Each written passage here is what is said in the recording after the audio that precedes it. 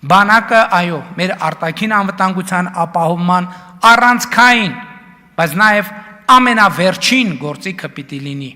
Անվտանգության ռեզերվը պիտի լինի եւ նրանից առաջ մենք պետք է ունենանք եւ ստեղծենք անվտանգության լրացուցիչ շերտեր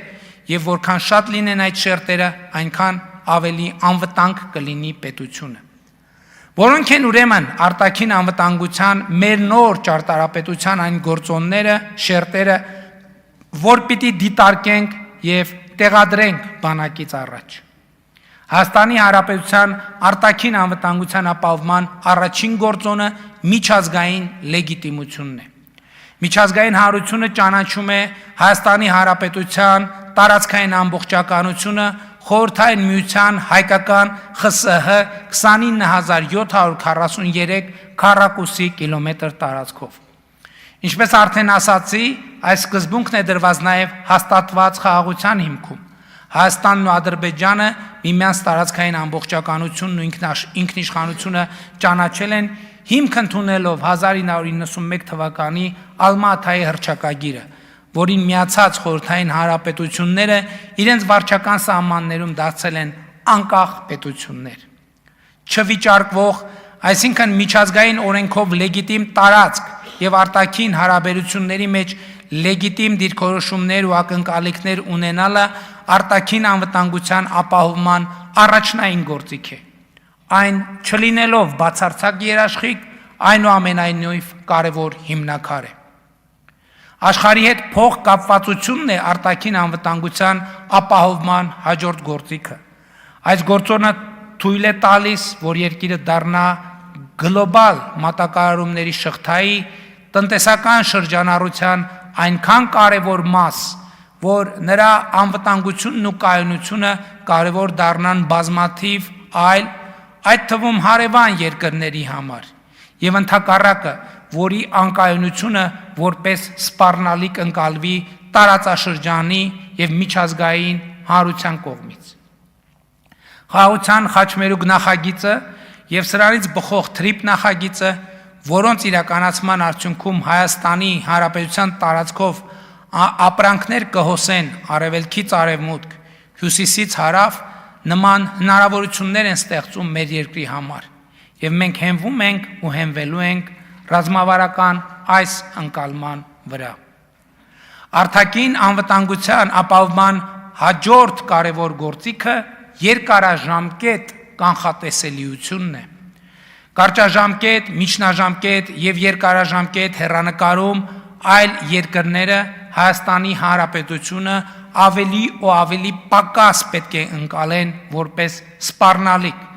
եւ խաղաղության օրակարգին նվիրվածությունը պետք է դառնա այլ երկրների կողմից Հայաստանի Հանրապետության երկարաժամկետ եւ ռազմավարական ընկալումը։ Այս խնդրի լուծման համար էական են ոչ միայն հռչակված քաղաքականությունները, այլև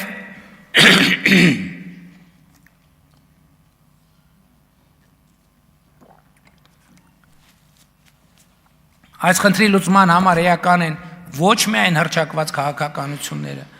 այլև սոցիալ-հոգեբանական, կրթական, մշակութային, հանրային քաղաքական ոլորտների բովանդակությունն ու խոսույթները։ Պատմության եւ ապագայի հստակ սահմանազատումը եւ օրվա իրականության գործնական կապակցումը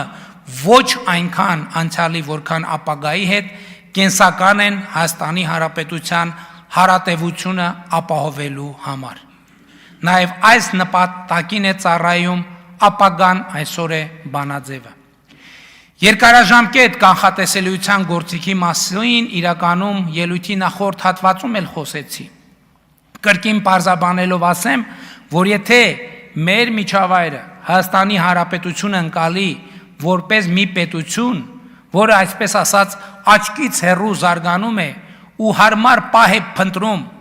պատմական հայրենիքը վերականգնելու համար, բնականաբար իրենք էլ հարմար պահ են փնտրելու մտքերի այս ընթացքը կասեցնելու, ի վերջո նաև այդ սպառնալիքին վերջ դնելու համար։ Եվ այս պրոբլեմը արմատապես հասցեագրելու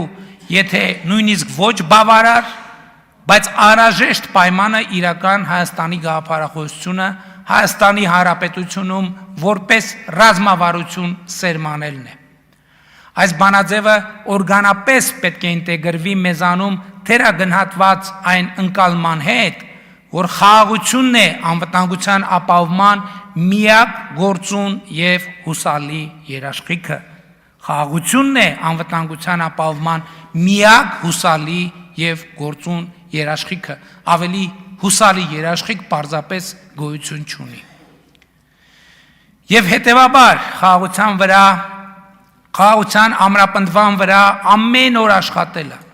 խաղաղության մասին հոգ տանելն է անվտանգային ոլորտում կարևորագույն անելիքներից մեկը։